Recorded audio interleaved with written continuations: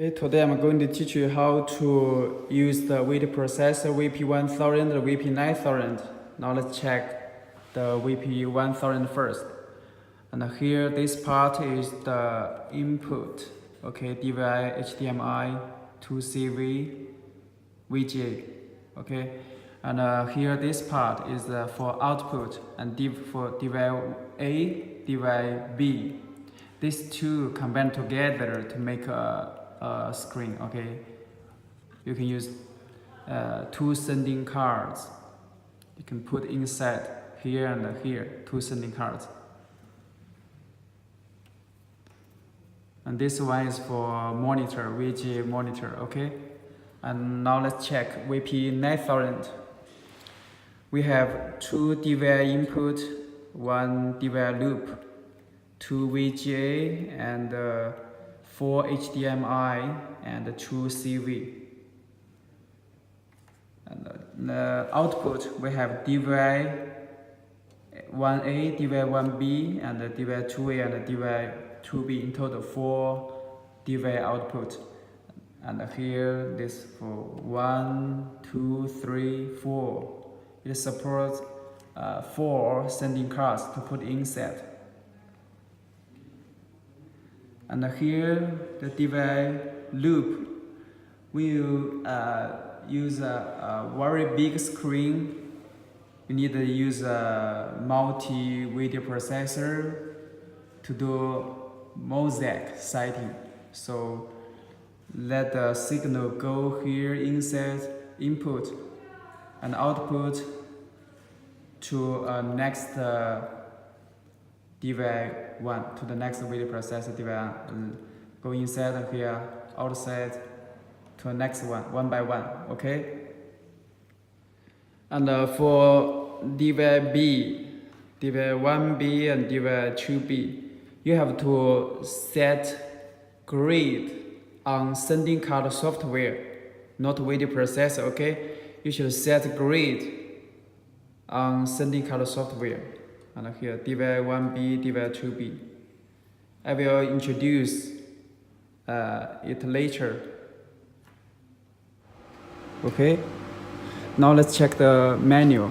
As you can see here, the menu are exactly the same. Okay, exactly the same. So the difference between VP9000 and VP1000 is that VP9000 we had a get button here, and it supports a bigger resolution and more input signal and output signal. Okay, more input signal and 4 output signal. Now let's check the menu. Okay, here. The first one is output setting. And then we click output resolution. As you know, when we use an LED screen, the input and the output are not exactly the same most of the time, right? So we have to compress the input signal or magnify the input signal in order to fit the screen, right? So we click in.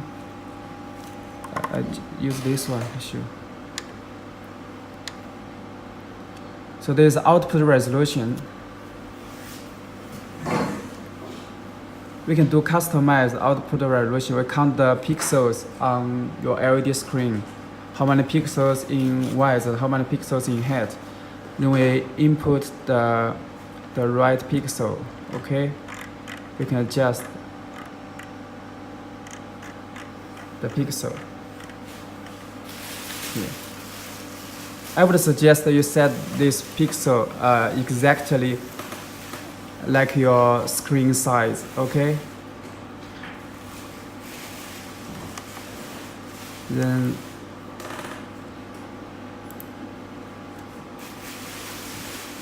let's check.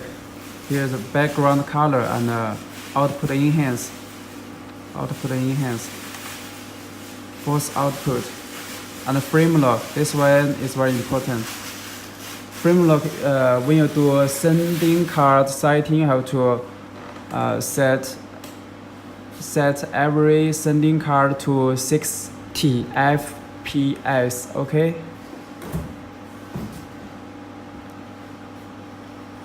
Then you can click here, switch on the frame lock. Then all the screen will be synchronized.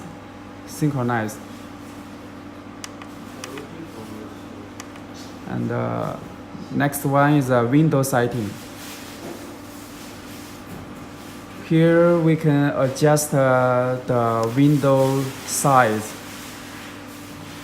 according to the screen. Okay, we can adjust the window size, the output window size.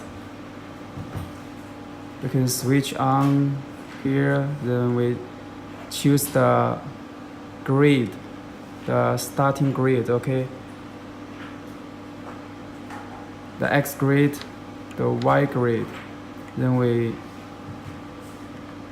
set the size, the width and the height.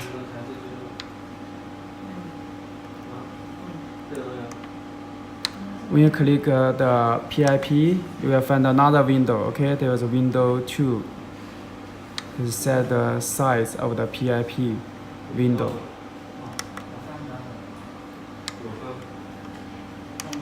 And now next one is input setting. Input setting, we use this one to choose a part to show. Choose one part on the screen.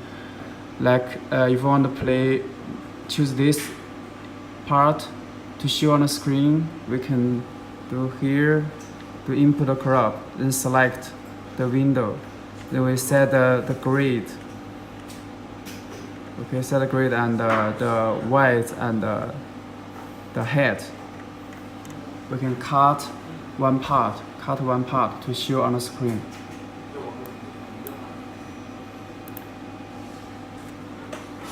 And next one, let me see.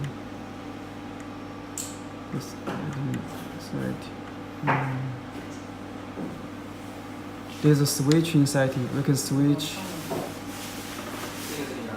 We can choose switching mode, cut or fade away. Okay.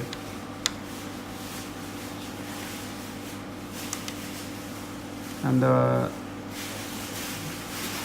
second one, come back. Next one, sense preset. Actually, this one is a template preset. When we have to do all the settings for the screen, we can save the preset here. We can save the preset here. The next time we want to use this configuration, we can load the preset. As you can see here, we can load the preset, and we have 10 choice. Okay. And the next one is multi-machine mosaic. Multi-machine mosaic. This one is used for a very big screen. Sometimes the total pixel beyond the video processor limit. So we have to use multi-video processor to control the screen. And at this time, we need to do multi-machine mosaic, so we can set how many screens, how many video processors together. Like if in front is 2, vertically is also 2, then we can switch the position here. You can have 4 positions if you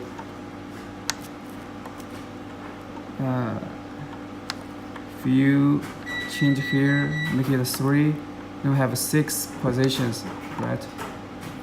If we do like this, 1, 2, 3, 4, 5, 6. And next one, picture setting. Here we can adjust the screen effect to change the brightness and contrast, etc. And next one, Chroma Key. Chroma Key, we can use it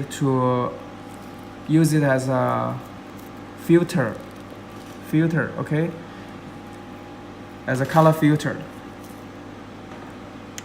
Use it as a color filter.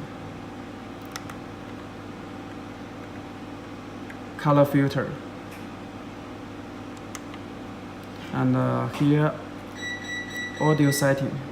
This one, we can choose the working mode to abandon window or switch follow.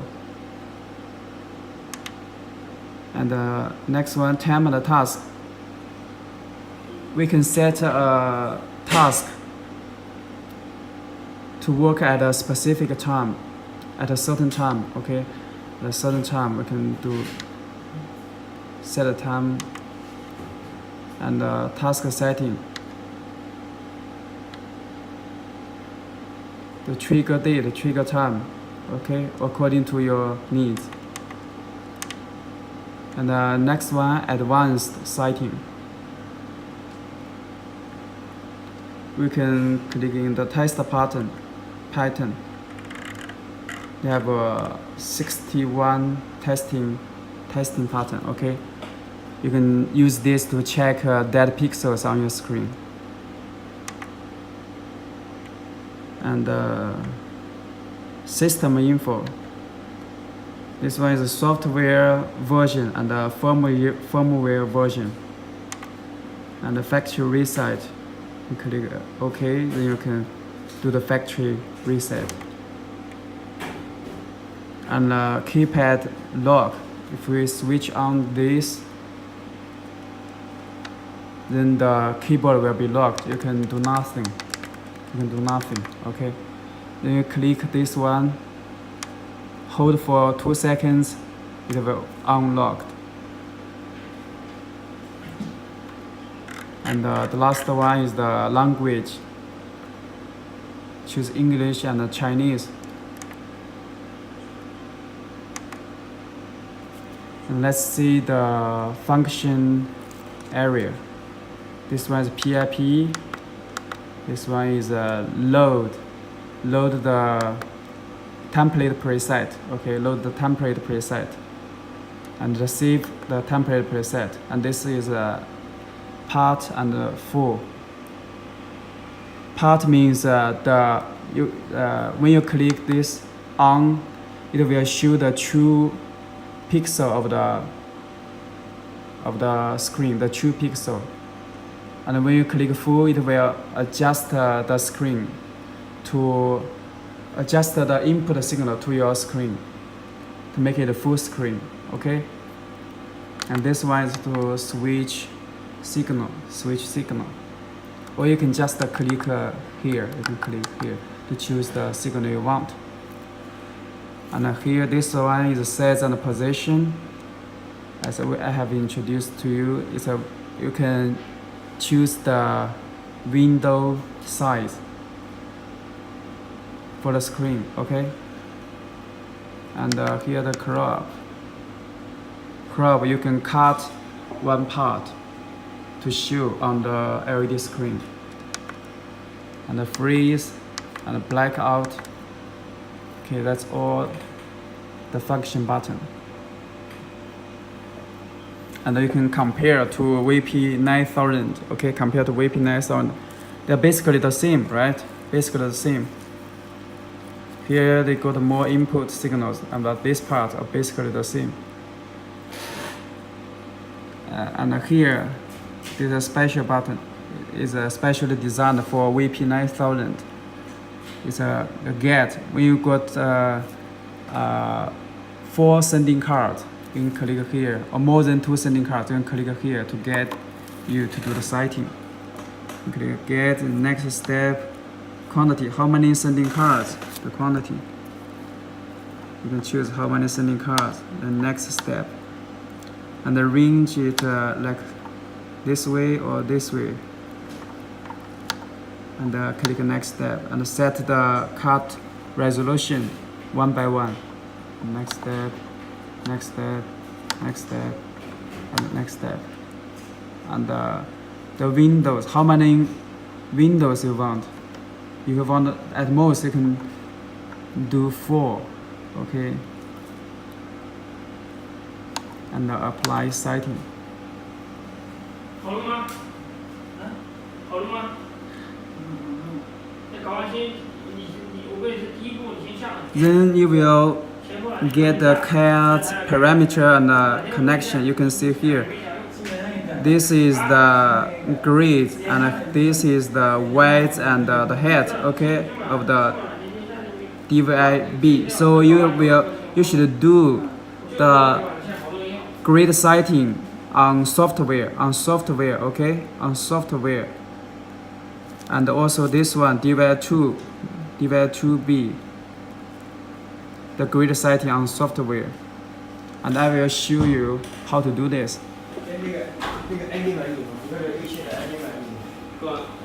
If your screen is like this one, only two, when you use VP1000 only DVI-1A and DVI-1B, you should the screen size for the sending card pixels is 800 by 600. Then you should set the grid for DVI-B to 800 by 0, okay? Because this is moved from here to here, so the DVI-B should be 800 by 0. Now let's check another situation. Here you can see you have two screens combined vertically, right? This is DVI-A and this is DVI-B. So the DVI-B should be, you should set the DVI-B grid on your software. Make it O and 600. Because this screen is actually moved from here. This is 0, 0, you move to here. So it's a 0, 600, okay? Okay, now let's check another situation. As you can see here, we combine 4 screens horizontally, and there's 4 DVIs output, okay? 4 DVI output. This one is DVI-1A, this is 1B, this is 2A, 2B. So for DVI-1B, we should set to 800 0. And for this one, we should also set to 800 0. But this one, DVI-2A, is 0, 0, okay? This one is 0, 0, because this is 2 DVIs. This grid will be moved by the video processor, but these two have to set on the software. And now let's check another scenario, like this one. This one, you may set the DVI-1B to 0, 600, and this one DVI-2B to 0, 600. This grid will set by the video processor, okay, automatically. You don't have to care about this, okay? Only the DVI-1B and the DVI-2B. And let's check another one, like this. This one you only need to set this one here, DVI-1B 800 0, because it's moved from here to here. This one is 0, 0, okay? And here, DVI-2B also set to 800 and 0. It's moved from here to here. This DVI-1, DVI-2. These are 2 signals, okay? You only have to change the DVI-1B and DVI-2B on your software. Remember that, okay? That's why very important. Okay, let's all forward. Thank you, my friend.